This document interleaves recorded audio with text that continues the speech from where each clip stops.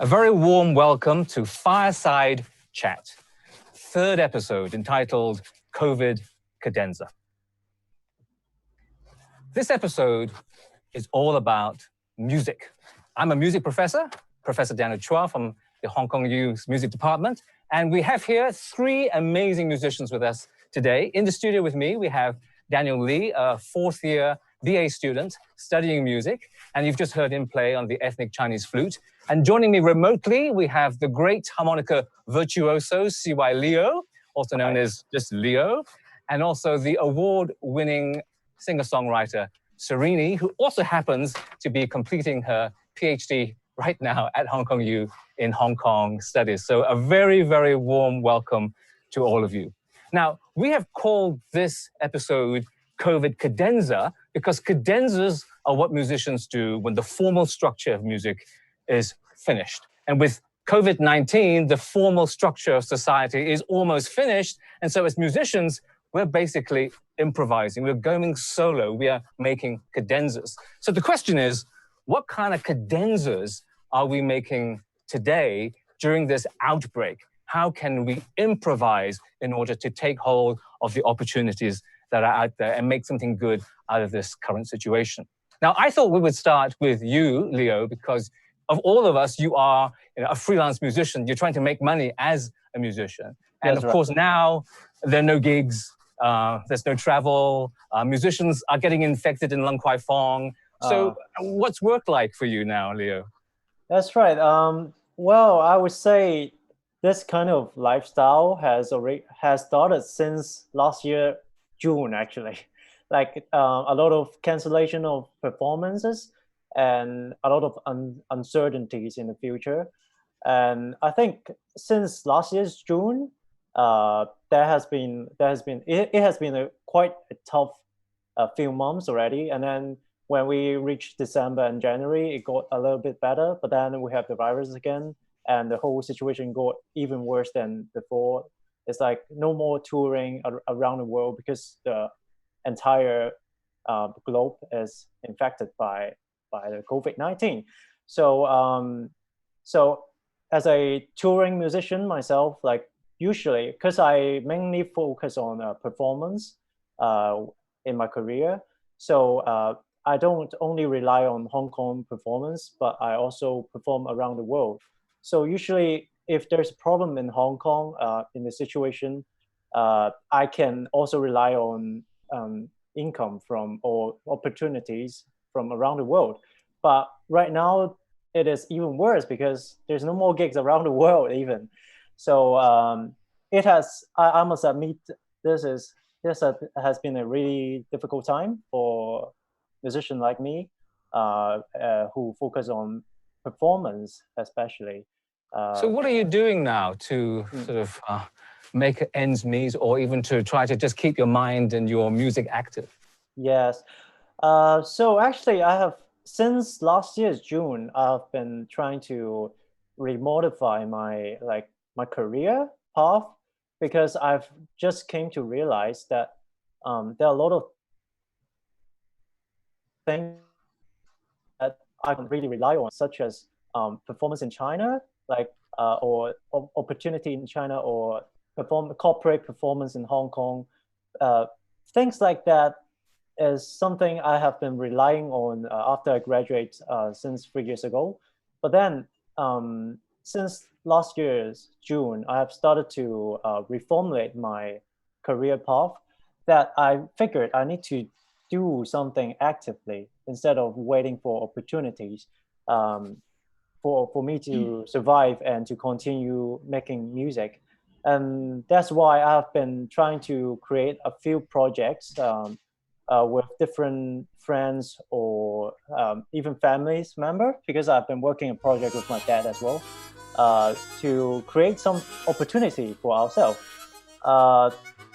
such as that there are just a lot of things to talk about, but it is a lot of things about harmonica or about instrumental music, and personally I've also been working on a lot of original music as well, creating a lot of original music that will be very useful in long term. Yeah, so do you have a kind of vision or a mission that is driving any of this activity? I mean, it seems to me that so many musicians are, in trouble these days. I mean, is there a way of actually bringing them together in some way or helping them out, or can you be a leader somehow in this? Yeah, so one of the major projects I've been working on is to try to get a musician in Hong Kong, and to create a community ourselves. And this specific platform is focusing on original music, original creation by instrumentalists in Hong Kong, which is actually highly inspired by communities in the States and in Japan or in Korea, where they have really huge huge community of musician or audience to support a ecology of instrumentalists to survive and to continue to create their own artistic creation. And this is like what I've always been wanting to do so.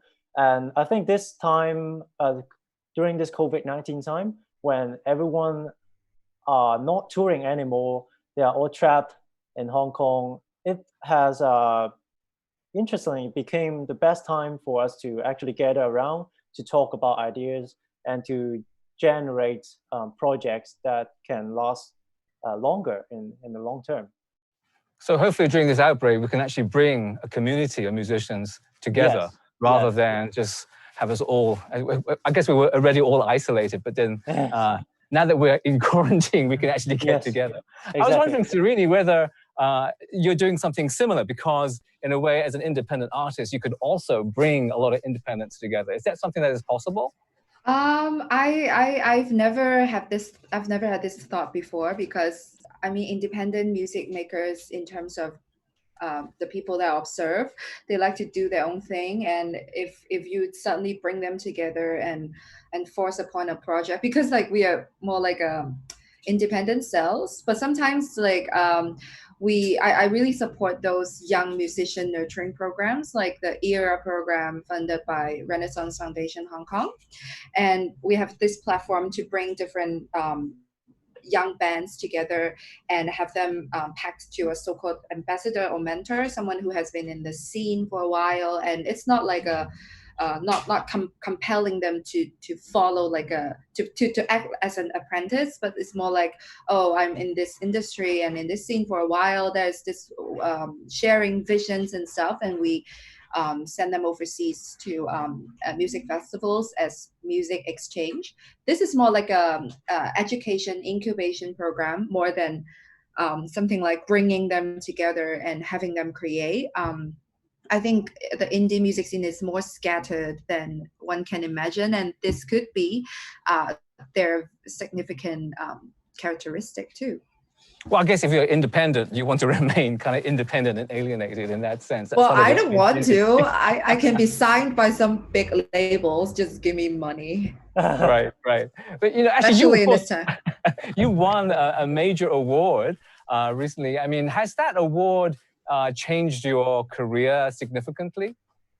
Oh, wow. Like, I have a long story to tell, but the version I want to share here is like, people like me kind of will not get any award in major platforms in Hong Kong. Well, of course, we don't have any independent music awards so far. And the day that I got my Golden Indie Music Award in Taiwan, I was like, wow, this album is just, I made this Songs of Experience album out of like just personal interest, and then it became something that is appreciated by professional judges in the music industry, very senior people, and it gave me just confidence to continue doing my thing. It's more like even if I don't get recognized, I'll do my thing, right? But now this hyper self-centered music maker like me, and Leo too, I'm sure, like we get recognition, then we would just go crazy, because yeah, like people gave us gratification, and then we'll just keep going on. Sorry, I can't hear you. It's me? I can't hear. Yeah, me too. ooh, the song is kind of off. Let's just imagine what he's asking us. And then, oh, I guess this whole pandemic thing. Yeah, this whole pandemic thing reveals to us the delicate feature of capitalism. If like sometimes if we just get out of the daily routine, and it reminds us of the power of daily routine, or like the people everyday routine together. It just reminds me like how Leo mentioned how he replanned his whole career path from relying on Greater China market to like maybe the world or his own music creation. Like for me too, last year I out of this whole social movement and then this coronavirus thing, we all have to replan how our business model on surviving on live music, because like previously we already have this epiphany that we can't survive on recorded music because people don't pay, and you don't really have to pay that much to listen to all the music profiles in the world. And then we rely on live music. We sell tickets to people like in return for like not a lot of money, but it could like allow us to survive. But now we can't do live. Then what is the next step? Like I'm still thinking about it. Like, what can we even do? It's true. I mean, because the internet doesn't really make that much money, and it's actually the live performances that bring in the income. And it's now a very, very difficult time. I mean, do you think that you could take this time to stock take, in other words, to produce creative material rather than to actually go out and perform these things? I'm not going out to perform. No, I don't want to. But yeah, Leo. What's your speaking take? of which, we have been like because this year I've been partnering up with a few friends of mine, Joyce, KJ, and Flavian. We are running the music lab together as co-artistic director. And in this quarantine time, we have generated a new idea, which for me I think is quite futuristic. Which is we want to organize a online streaming show where we charge entrance fee. Well, I think we want to. I think it's the best timing to experiment this idea, where if people are really gonna pay up for watching an online streaming show, because the thing is on YouTube you can easily find a John Mayer live concert full length easily, and it's super entertaining. But the fact is, artists like us, we need to survive. And we can't always just do free concert. We just like Ruchi Sakamoto, because we're not as as big as him, or we're not as rich as him, to be frank. So we need some way to survive. And I think it's very important for people to understand that they have to pay for entertainment, even it is online. So actually, in this month, in April, we are going to try to execute a project. So we're going to do a show with a group of musicians gathered. You may have just missed that. Can you just share that again? 30-something people. 30-something musicians in one show. And it's going to be we're going to do that through Zoom, because right now everyone has Zoom in their computer right now. So we figure it might be just the best platform to do an online streaming show. And we're going to charge an entrance fee of $8, and it is not limited by any countries. So people even from Brazil, from Argentina can watch the show, and they can pay up.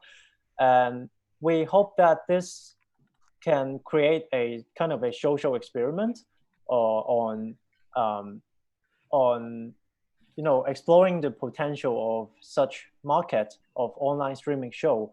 And if it works, or if the education goes along well, it might just become the future of artists. One of the other ways for artists to generate income. Yeah, I think it's just we need to think about how to catch up with the changing consumption habits. Well, Exactly. because we believe in capitalism, right? So-called. But I still feel like we can take inspiration from sci-fi movies. Like in all sci-fi movies, futuristic movies, what people spend money on. And actually most people spend money on enjoyment and like soul gratification is because all the basic needs are taken care of. So I guess, well, I've heard like quite a few music platforms, they're trying to expand the service to like online paying, like live concerts. Right. But still a lot of people are still thinking what to do, because personally, I just put my stuff out for free and I don't care about the return. But this is a very bad idea because it's not creating a good ecosystem. And I learned That's right. I learned a lot from Leo. The key thing here is that we can take this time to persuade people that music matters and it costs money and you need to pay. Because I think everybody thinks music is free, and musicians, they're not working, they're just playing, which is why, of course, Mozart died of poverty and all that. So we just have to make sure at this time that we encourage a new type of market. I want to bring in Daniel, who's here with me in the studio, because obviously you are still a student, but you are quite busy. You do teach instruments, and you are a great advocate for Chinese musical culture, particularly the Chinese food and ethnic Chinese food. So have you been able to continue to do this during this time? Are you able to still, be active as a... The mic again. I can't hear. Let's just pretend that we can hear him. Let me translate for him. I guess in this time of music making, no one can perform in a team, and I have to wait for the future. I can polish up my skills, and no, they stop. I can't.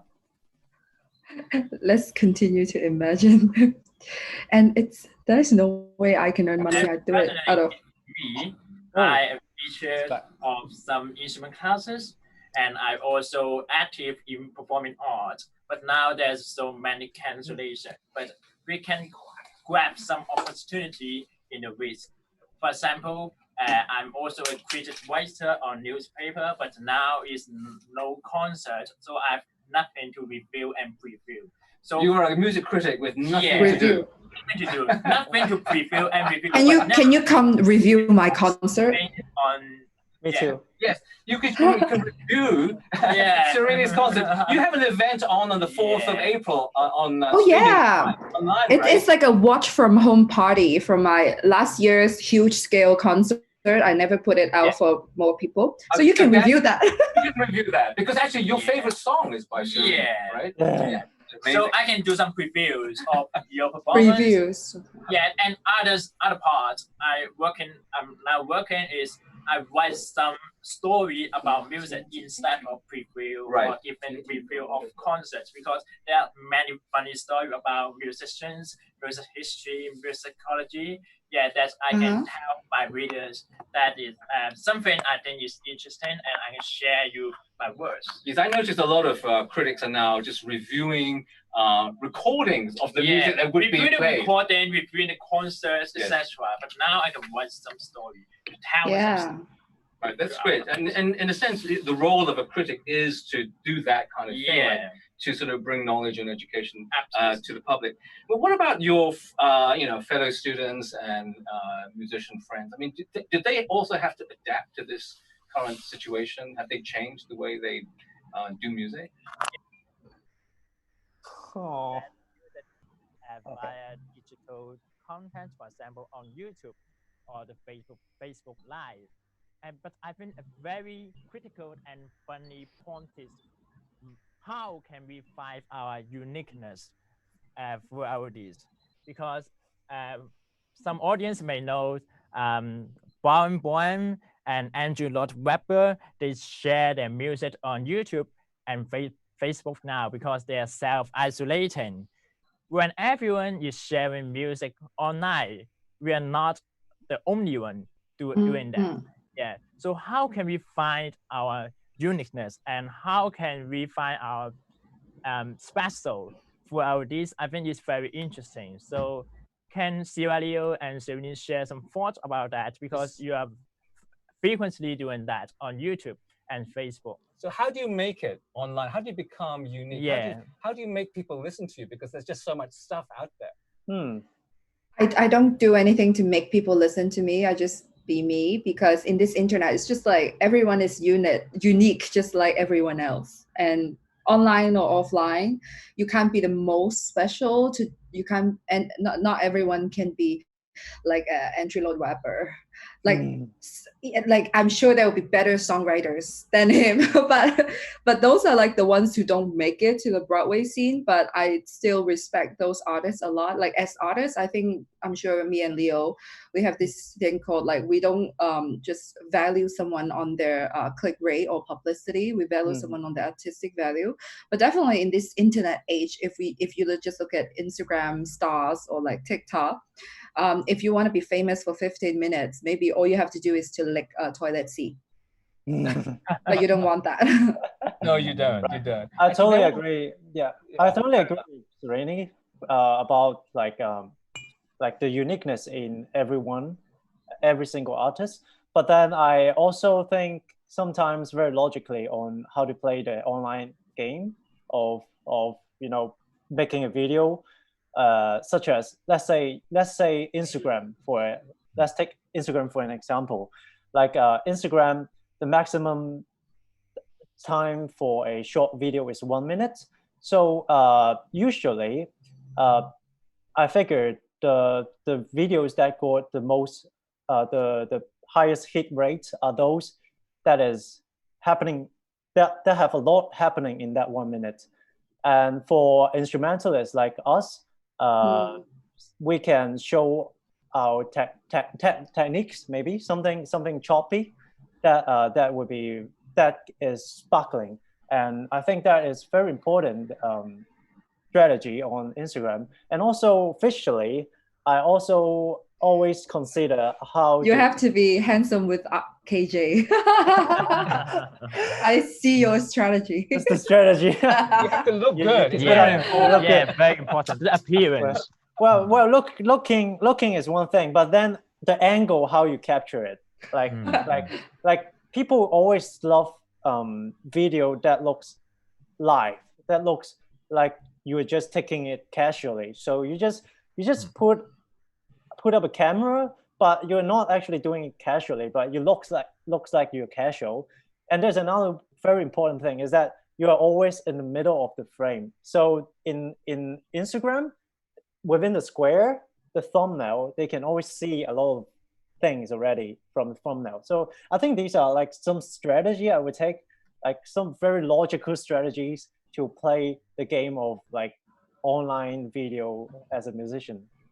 I guess you still have to play the game, right? You still have to be smart about what you have to do here. Otherwise, you will just be missed in a way. Yeah. So another question here, because I don't know how long this COVID-19 thing will last for. It seems it's such a global thing now that even if we manage to clear it up in Hong Kong, it'll still remain until the whole world is okay. So, as musical creatives, what else can we do in this time if it's going to last a long, long way? I mean, Serrini, you're almost done with your PhD, so you can't study anymore, right?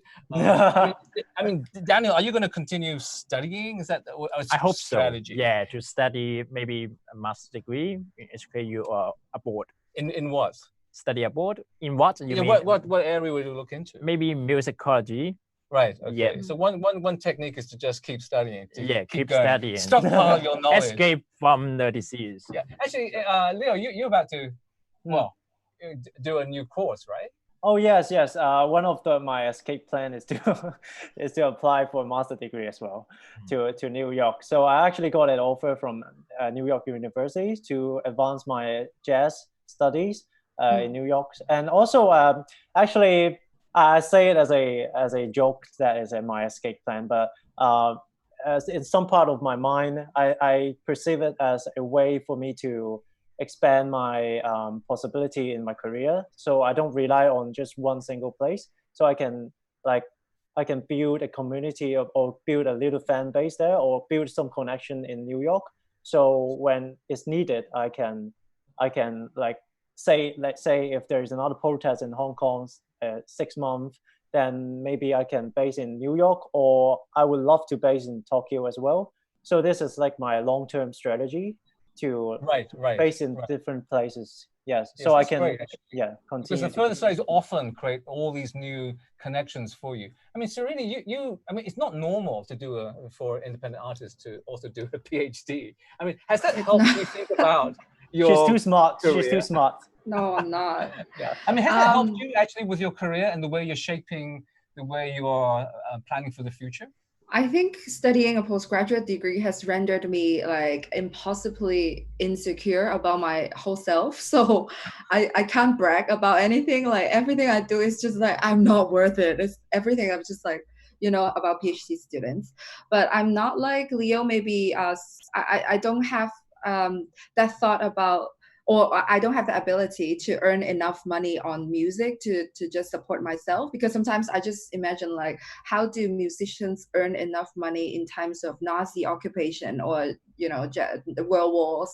And I always have that mentality, and then it's my thing actually. And then I just feel like music in this time of coronavirus or the crisis happening, we are forced to reimagine music in a way outside of the usually successful formula of like holding stadium concerts, singing songs that is designed to be relevant to a million girls, to make them feel like they are worth it, but actually you're just singing songs to impose a certain ideas of tradition on them.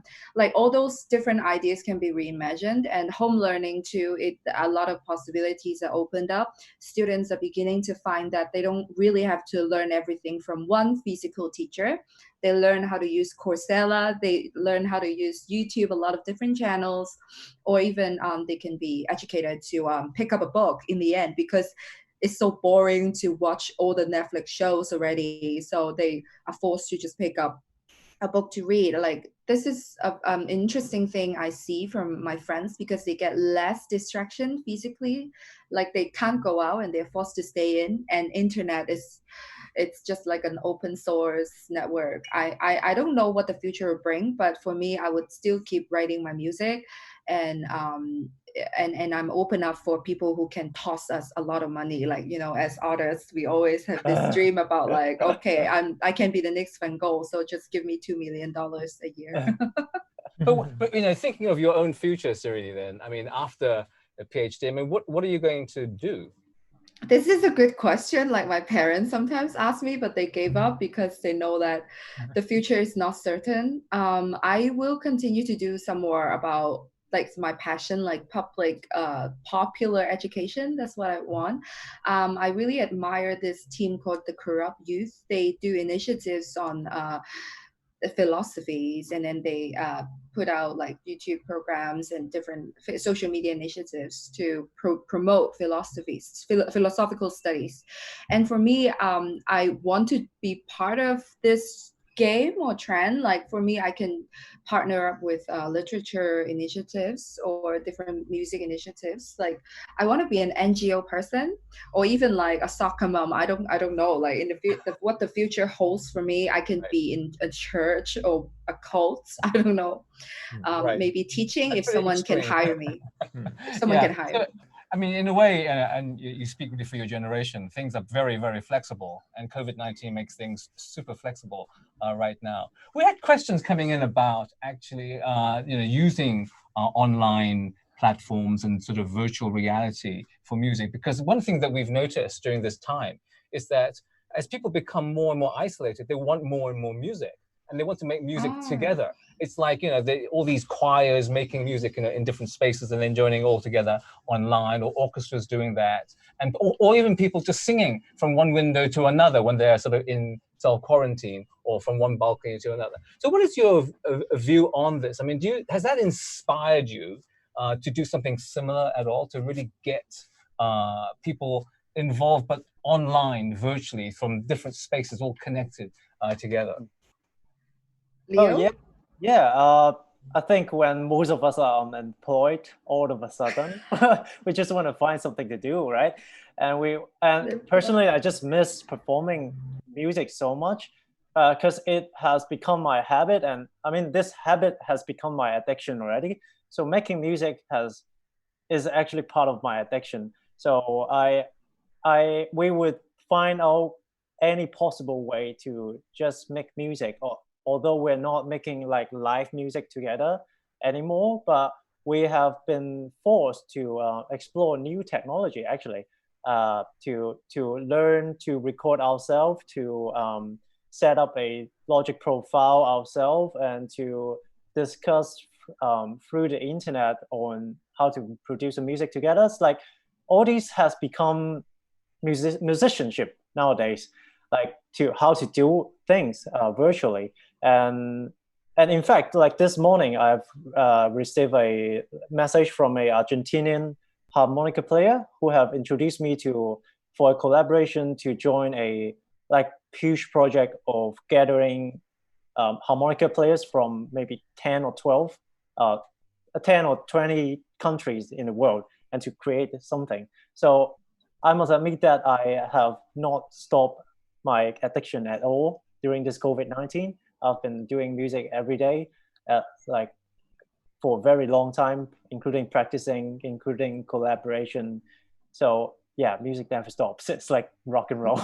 Right. I mean, in a way, and the bizarre thing is we could connect all three of you together. You could actually do something together. Oh, we should, like after this meeting. You should, yeah, I mean, think about the combination. It's pretty and amazing. it's Chinese flute with harmonica with weird rap. Yes. Yeah. With your voice. It'd be very, very cool. Very, very cool indeed. Yeah. Yes. And I think one another thing about connecting people together is the positive message that music brings to public. For example, as you may know, musicians always face death and diseases along the history. For example, Chopin died of the tuberculosis. That's a lung disease, very serious lung disease. And when musicians face death and diseases, they reflect themselves, reflect the value of life. Yes, they rethink about what they can do to the society. So I think musicians use their meaningful and magnificent music to promote themselves to public and to question life, to question the earth, to question the universe, and to question the value of the living creature along the world. And so we can bring this positive message to our audience that we can reflect ourselves. Yes, it's true. I mean, I've been listening and playing a lot of Schubert lately. Yes, I found that Schubert is so tinged by death, right? That this is the perfect music for this particular time. So I've been thinking a lot about how sad a lot of his late style. Late style. Tinged by death. Do a lot of Schubert. That's very cool. In fact, I might do a video on Schubert and do that. But you want to be in arts administration or in what I prefer to call cultural leadership. Yeah. But hearing the conversation we've had so far about how things have changed with COVID-19 and virtual reality and musicians getting together. I mean, do you think arts administration should also change then so that we can do something that is different from the current trend of things now? Yeah, I think nowadays in Hong Kong, some arts administration focus on maybe the backstage setting or the promotion of a concert. But I think people now can focus on the online content delivery platform, for example, Instagram, such as Serrini mentioned, or a Facebook, YouTube, etc. We can promote our music frequently, regularly on this online content.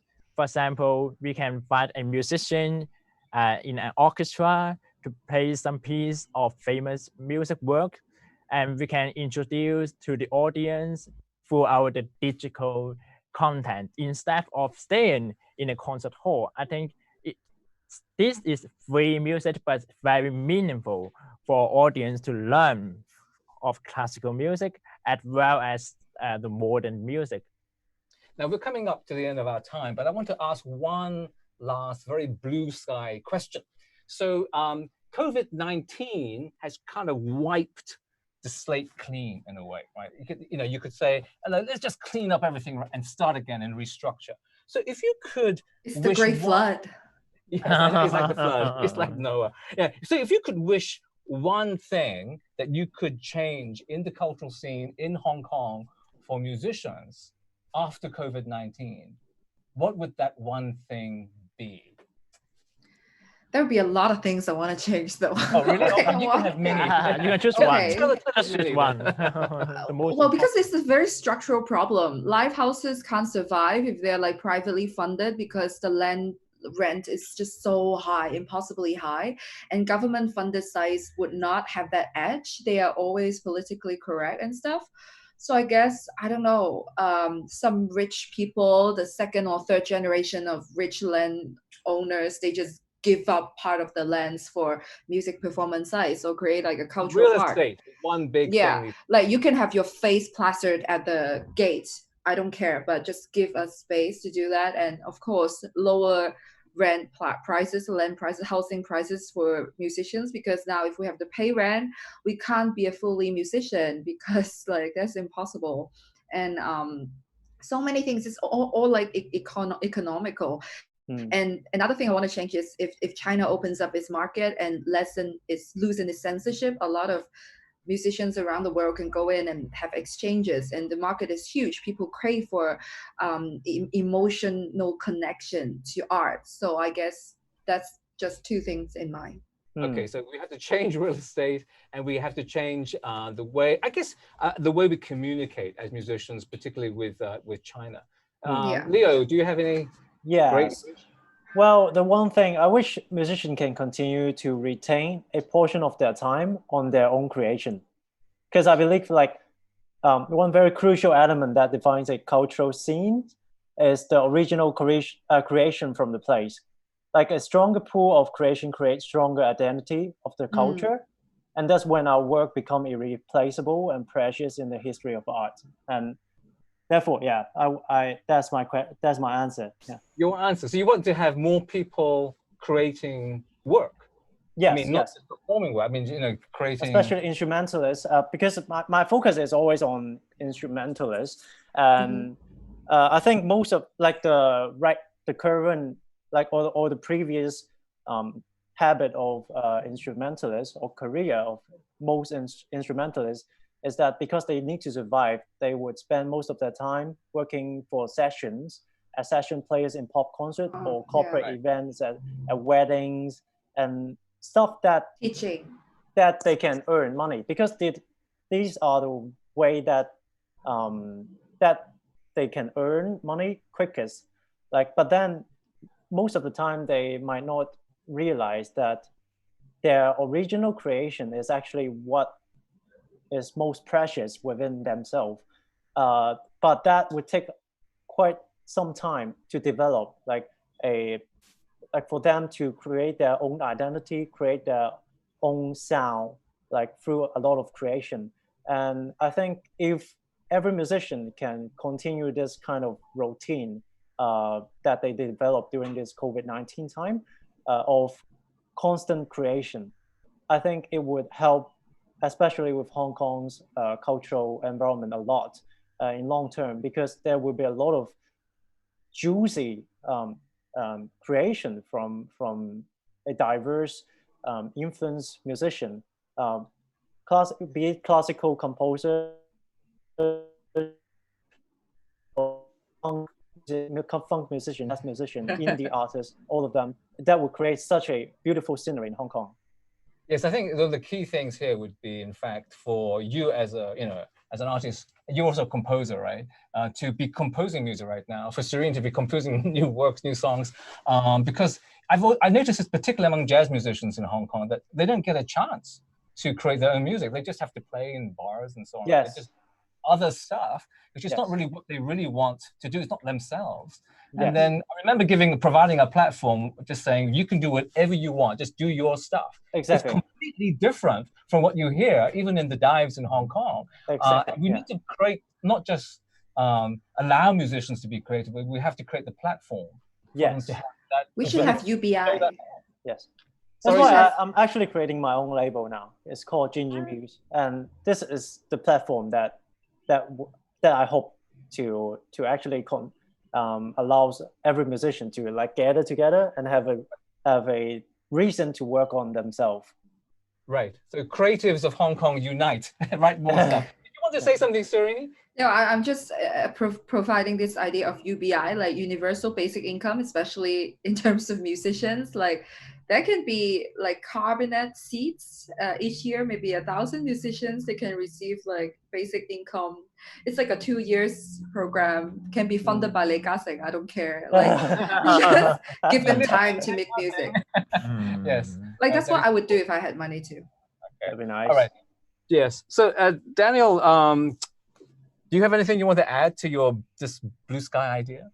The idea, you mean? One last thing. One ideal that you would like to see happen. Yeah, I think the government should review the policy about how to help musicians in Hong Kong, not only under the COVID-19, but also for the future. For example, the Arts Development Council just announced that they will provide some allowance to musicians in Hong Kong, but many of music workers in Hong Kong did not receive the allowance because they are not qualified for the allowance. So I think the government or the high institution can make a list of the active music worker in Hong Kong and review the policy, how to help them, because we need opportunity. We have opportunity, but we are hard to find some way to survive under this difficult situation. Right. So I guess the message is, the music world is a huge ecology. Everybody has to play their part, not just musicians. Everyone has to work together to create something for the greater good, as it were, of Hong Kong's music scene. So we need to be adaptive, resilient, and creative at this time. So we've run out of time, but we are going to sign off with Daniel playing another snippet of music on his ethnic Chinese flute. So thank you, everyone. Thank you, everyone. It's been fantastic to talk with you, Serrini, Leo, and also... My pleasure.